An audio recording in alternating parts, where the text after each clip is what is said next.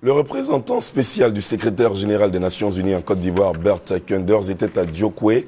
Il y a procédé à l'inauguration d'une radio communautaire destinée à œuvrer à la réconciliation des populations locales, un outil indispensable pour tisser le lien entre les populations qui entendent vivre désormais en parfaite symbiose, nous dit Lassina Ouattara.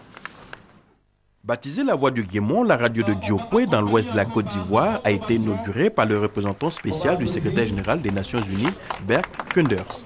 Elle va désormais permettre de véhiculer des messages de paix et surtout maintenir la cohésion sociale. C'est cette volonté qui a animé l'opération des Nations Unies en Côte d'Ivoire, ONUCI, en apportant son appui à la réouverture de cette radio détruite pendant la crise. La communication entre les religions, entre les cultes, avec les chefs traditionnels des différents côtés, c'est plus important, qu'on peut aller pendant la journée, écouter la radio et comprendre ce qui se passe et ne pas être le victime des rumeurs.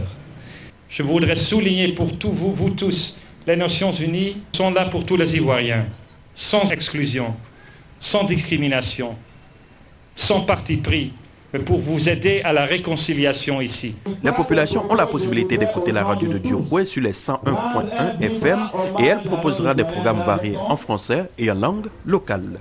Diokwe, carrefour stratégique de la région de l'Ouest ivoirien, a vu par ailleurs la réhabilitation de son foyer culturel par la mairie.